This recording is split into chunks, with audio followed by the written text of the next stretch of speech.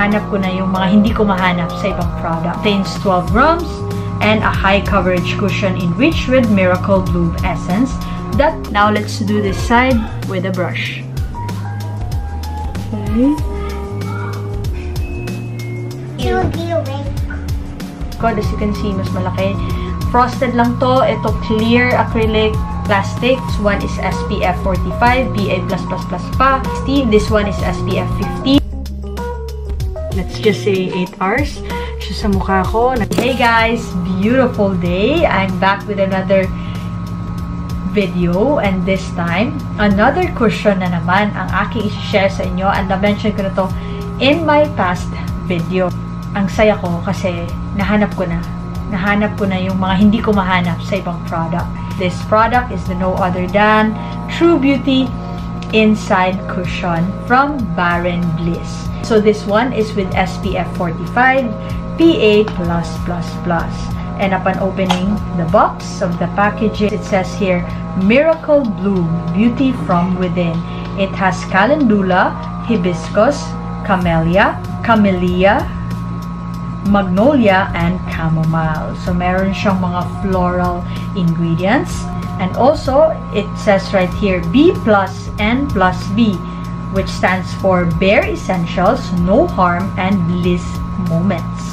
At the back of the packaging, we can see here, True Beauty Inside Cushion, designed by Barren Bliss in Korea. Is 3D lasting powder, Miracle Bloom Essence, and SPF 45, PA+++, to stave off free radical damage while keeping skin healthy and flawless. No harm means 0% talc, 0% paraben, 0 alcohol, 0 BHT,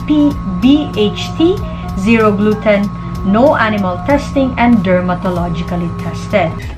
The way I like to say it is, traditionally, Indian people make $1 to spend. Okay, in this half of my face, naglagay ako ng Color Correct Concealer na peach. And in this half of my face, hindi ako maglalagay. One of the things that I would ask is, how many of you have a job? Now, it's pretty obvious na etong dito is hindi na ganun kalaki tignan ang aking eye bags and hindi na rin dark tignan compared to this part. Let's see kung makakover up ba siya ng Barren Bliss True Beauty Inside Cushion. And again, I'm in the shade 02 Medium Blossom Bud. I'm gonna use this puff in this side of my face, and in the other side, I'm gonna use a brush. It contains 12 grams and a high coverage cushion enriched with Miracle Bloom Essence that provides a flawless matte complexion for up to 24 hours. Makes touch up on the go easier.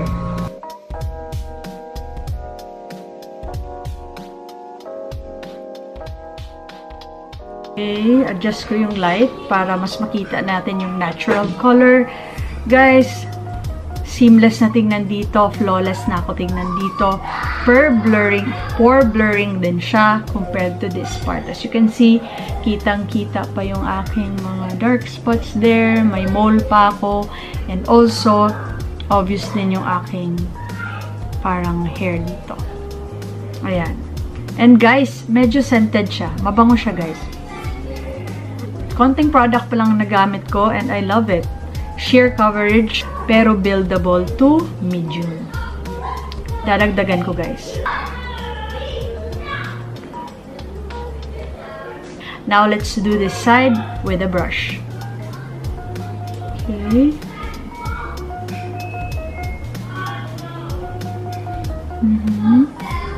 Unlike other cushion, hindi siya yung tipong mabasa na cushion. It sets right away and medyo mattifying siya. Okay. First layer of application using a brush. Similar na sila. But pareho na silang flawless tignan at poreless tignan at na-cover na rin ng kaunti ang aking mga freckles, eye bags. Mas okay pa rin na maglagay ng Color Correct Concealer or any concealer that you have right there para medyo ma-reduce ang size. Kasi pag merong Color Correct Concealer or any concealer, nare-reduce yung size ng eye bags at medyo naglalighten din. Ayan. So, as of the moment, sheer to medium coverage ang ating application. Just a few minutes, parang na-absorb ng skin natin yung product. Ayan. Ano ba yan? Kaya, nagiging sheer coverage na lang siya. Ayan. But I like the effect, yung natural lang. This shade fits me so well than the one from Happy Skin na light medium beige. With BLK, I'm in the shade Vanilla. BLA Cushion Foundation. Napaka-natural niyang tingnan, guys. Tingnan nyo. Ito yung aking neck na walang cushion, na hindi ko ginilagyan ng any product. At ito yung sa face. Mas matte lang to. Mas flawless tingnan. But when it comes to color, halos pareho lang. Parang hindi obvious na nag-cushion ka. I like this one. Blush. And also this one. To warm up my face. Konti lang.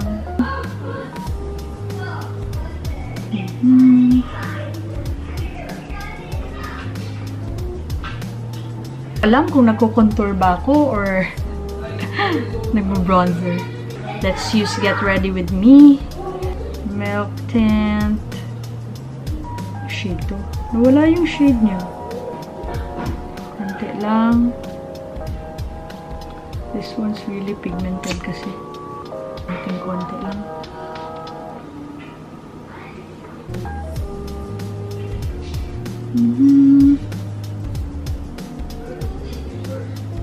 Okay. So, kinukonti-kontian ko lang, guys, kasi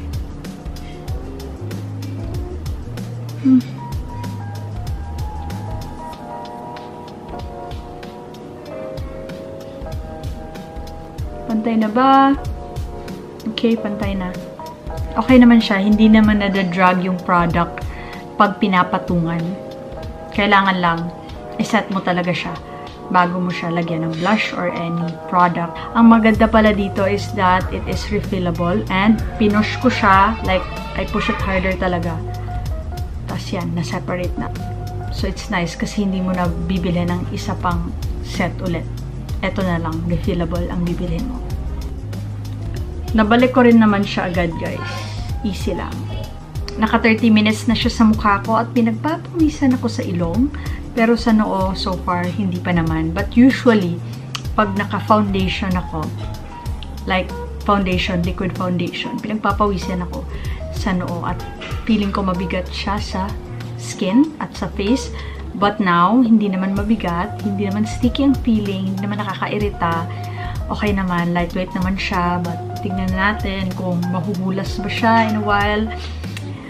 Mararamdaman ko pag nawawala na yung product sa face ko kasi halos natural skin ko na ang lumilitaw in a few hours sa noo and dito banda. Tapos ang naiiwan sa cheeks is yung blush na lang. So, update ko kayo guys later. Okay. What happened? Guys, eto na yung face ko after 3 hours. Ayan. Let's remove this pimple patch. Tignan natin kung yung coverage is may difference ba? Ayan. So, that's my natural skin color and with redness. We'll apply again the cushion para makover yung pimple na yan. Excuse the noise, guys. The kids are playing. It will be awake. Okay. It's only 3 days. Ayan. Cover na. Tingnan natin kung aabot ba ng 24 hours. But imposible naman na 24 hours, no?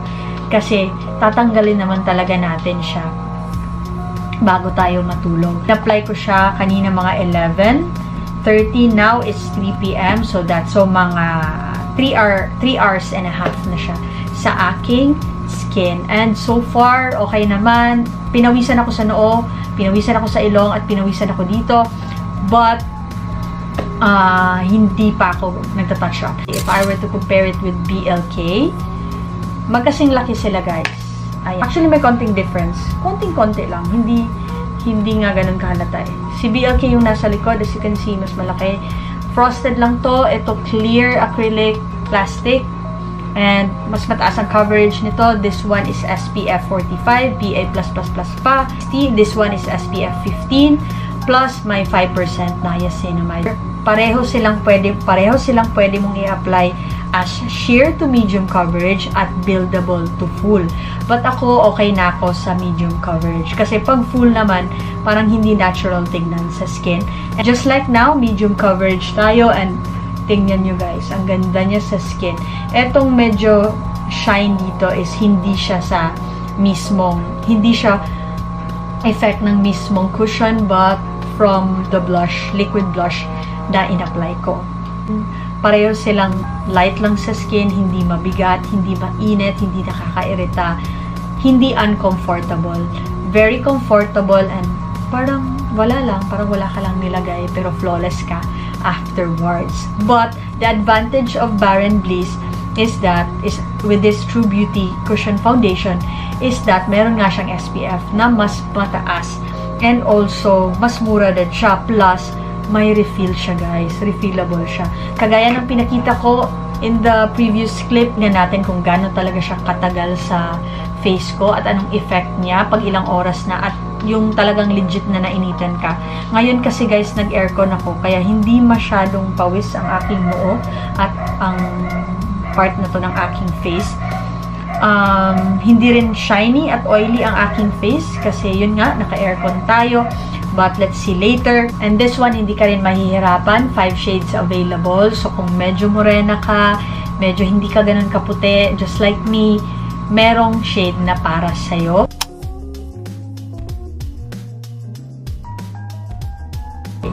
So with these two, ganda. Kasya yung buong mukha ko. So, kaya ko pinakita yun guys na dalawang method ng paggamit ng cushion.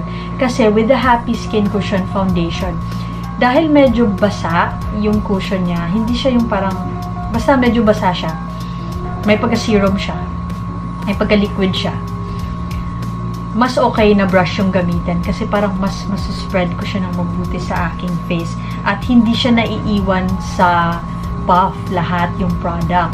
With this one, dahil hindi siya masyadong basa, hindi siya agad nag-a-absorb sa puff, kaya mas na-a-apply mo lahat ng product from puff to your face, onto your face. Pag medyo basa kasi yung product, parang sinisip-sip ng puff yung product, instead na sa mukha mo siya malagay, nasa puff lahat yung product. So, sayang, diba?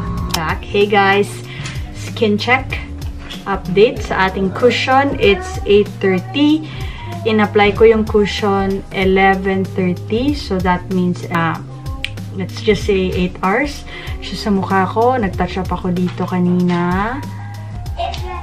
Tapos sa noo, eto ang effect. Fairness. Ganda pa rin tignan ang skin, but halos pawala na talaga siya. May flawless finish pa rin siya sa skin. Ayan. Ganda, no? Love it. Pero sa church kanina, guys, hindi naman ako pinawisan. So, intact pa rin siya. And wala siyang transfer sa mask. In fairness. And I think that's it for today's video. I hope you like this one. I hope you find this video informative and helpful. And for reference pala, I am oily skin in the T-zone. So, yung mga products na hinahanap ko, more of sa matte side kasi ayoko na masyadong shiny ang face ko when it comes to makeup. And when it comes to skincare naman, ang hinahanap ko is good for all skin types and good for acne prone and oily skin types. So if you like my content and if you want to know more about me, please do follow me on my other social media accounts at It's Jaya Chan on Instagram and TikTok. That's it guys. Subscribe if you haven't yet. See you in the next one. Bye!